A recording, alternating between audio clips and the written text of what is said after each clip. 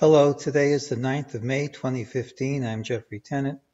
My last call Thursday night said that I doubted the mejt target price of 2080.95 would print on Friday if we had a gap over the Thursday high, which of course we did. This is still a live target. Its preferred time frame runs out early Monday. It would be quite a stretch if that printed in that time frame, but I believe it will print fairly soon anyway. We had a mejt target of 2104.03, most likely to print by early Thursday. It printed a day late. We had added this price to our list of failed targets, and now we have to remove it. We had a gap up, rallied all day long, closed near the high, but could not close over the middle of the day high. The rule for this is if we have a gap or an early trade over this high, the rally can continue. If not, it's a negative formation. So let's see what the odds are that we make the small leap over this high. Well, this is the mejt software. It's kind of confusing. So let's cut off the early trade. We have an ultimate sell signal in the morning. There's a target of 2111.83. There is no specific time frame, but usually we don't have to wait long. As you know, we've had 6 failures in nearly 13 years. Last year there were 147 ultimate signals, and they all printed. The last failed one was October of 2013, so we're pretty confident that we're going to see 2011.83 at some time. In the afternoon, we had an ultimate sell signal.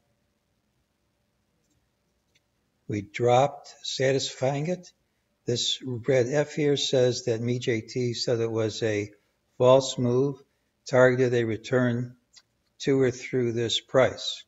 We hit it and reversed. So we have resistance just over the mejt target, and this close is a mejt resistance area.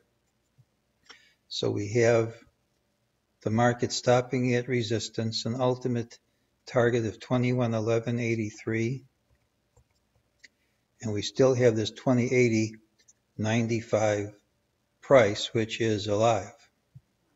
There's actually more resistance than that.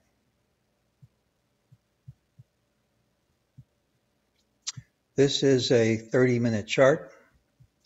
Here was the DeMark signal to go long, the buy signal that began with this TDST line, this white line here. Strong rallies tend to take out that line, and we have stopped without taking out the line. So the failure at this high is significant. It could still break through, but until that happens, we've stopped at a point where DeMark's work says the rally won't be strong. There's also Fibonacci resistance at the high. If you draw a mejt grid from this low to this high, we see this is the 38.2, 50, and 61.8% levels. So we have the Fibonacci target right at the high. You can also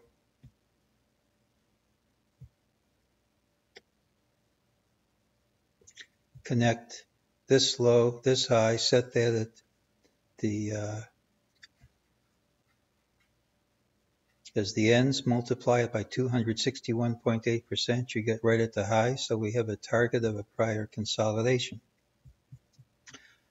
On multiple time frames, of which I will show only one, in addition to the one I showed earlier on the 30-minute chart, on the daily chart, we have a TDST line here and resistance at the line. There's also on multiple other charts. Here's a monthly chart. One of the things about this is only 3 TDST lines since the low in 2009. So these things don't happen very often. They are support resistance levels, but one of the things I found that DeMark does not point out is there's often a Fibonacci relationship between the lines. These are all the lines on the way up. If you set a Fibonacci grid at 0, 14.6, and 38.2%, the 100% level is right at this high. So we have strong resistance from a number of different indicators right at Friday's high. If we have a gap over that high, we will have overcome strong resistance and the rally could continue because of the mejt targets and the strong resistance. I think there's a good case to be made that we're not going to overcome this high, that we're going to have a very strong drop starting very, very soon without taking out this high. If we take it out briefly and reverse quickly, that won't change anything as far as I'm concerned. But otherwise, I think we're in store for a pretty big drop absent a gap up Monday, and that is today's call.